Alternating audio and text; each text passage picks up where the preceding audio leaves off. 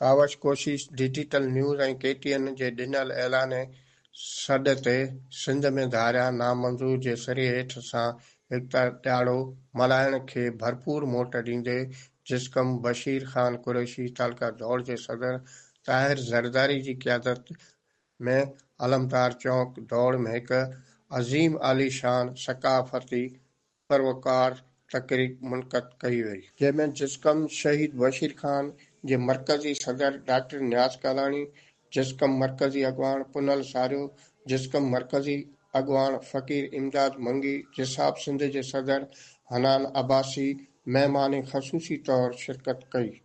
Programme जी शुरूआत सिंध धरतीअ जे क़ौमी तिराने सां कई वई, जंहिंमें महिमाननि खे ऐं प्रेस क्लब दौड़ जे सहाफ़ियुनि खे सिंध धरती जी सक़ाफ़त अजरक जा तोहफ़ा पेश कया।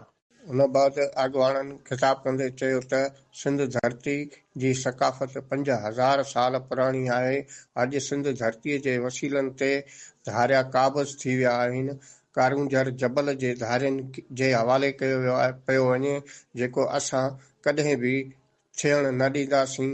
हिन खां अलावा सिंध जो कोयलो, सिंध जो पाणी ऐं ॿिया केतिरा ई वसीला पंजाब साम्राज्य जे हवाले कया पिया वञनि। सिंध धरतीअ जा जवान जेसीं ताईं ज़िंदा आहिनि, तेसीं ताईं सिंध जा वसीला धारियुनि खे न ॾियण ॾींदासीं। गवर्नमेंट अॼु बि सिंध खे टोड़े मुख़्तलिफ़ सूबा ठाहिण जे चकर में आहे। असां सिंध धरती हिकु इंच बि टोड़ण न ॾींदासीं। असीं साईं जेम्स सैद जा पुरवकार आहियूं ऐं हिन जे कौल ऐं फ़कुर ते अमल कंदा रहंदासीं।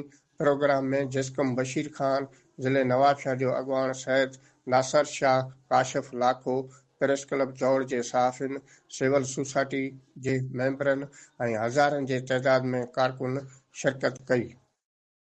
वधीक कोशिश डिजिटल सां पंहिंजा वीचार हिन रीत वंडिया आहिनि।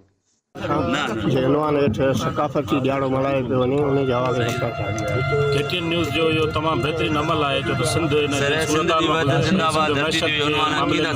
उनजो वॾे में वॾो सबबु इहो आहे त सिंध अंदरि जेकी धारी आबादकारी आहे, जेके सिंधी माण्हुनि जे वसीलनि ते क़ाबिज़ आहे, सिंध जे ज़मीनुनि ते क़ाबिज़ आहे। एतिरे क़दुरु जो सिंधी कारोबार ऐं तालीमी इदारनि में सिंधी शागिर्दनि जी जेके डोमिसाइल ते जेको आहे सीटूं रखियल आहिनि, उन्हनि जी बि लताड़ थिए पई। इन करे KTN न्यूज़ जो अमल जेको आहे सिंध अंदरि धारियुनि जी जेकी यलगार आहे उनखे रोकण लाइ ऐं उन अमल खे साराहियां थो। उन सां गॾु सिंध खे असीं अपील था कयूं त 7 डिसंबर ते KTN न्यूज़ जे ऐलान खे भरपूर वोट ॾेई हीउ सिंध जो सॾु आहे। धारी आबादकारी सिंध लाइ नासूर आहे।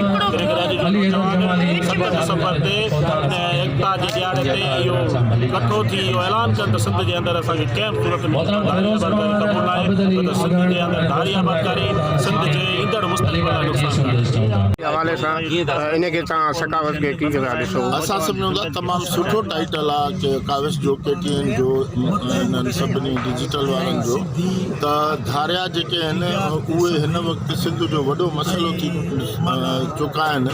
ऐं सभ खां पहिरियां असां ई गो अफ़गानी गो जे हवाले सां जेको आहे सो एहतिजाज कयो ऐं सॼी सिंध में जेको आहे सो असां हिन ते एहतिजाज कयो त अफ़गानियुनि खे निकिरणु खपे। ऐं हींअर अवां ॾिसो त अफ़गानी निकिरणु शुरू थिया आहिनि।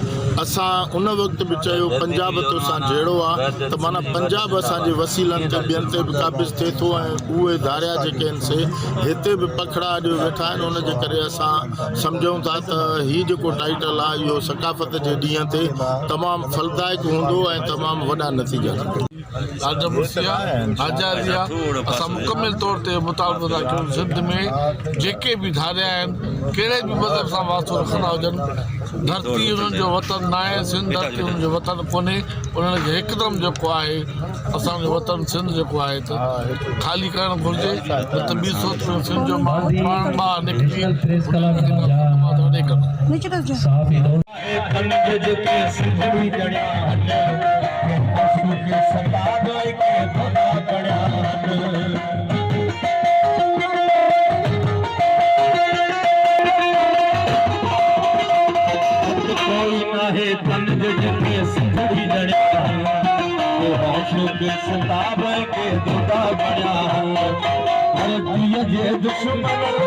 धरती के दुश्मन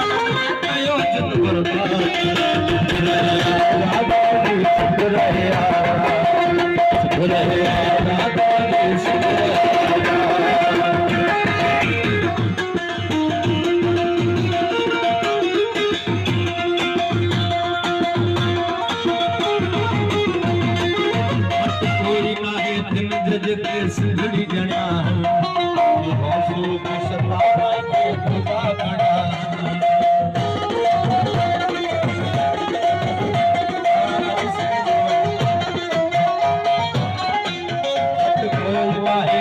जगे धरती जणा हौसलो के सतारा के खुदा बना सिंधड़ी दुश्मन लड़ गयो जुद बर्बाद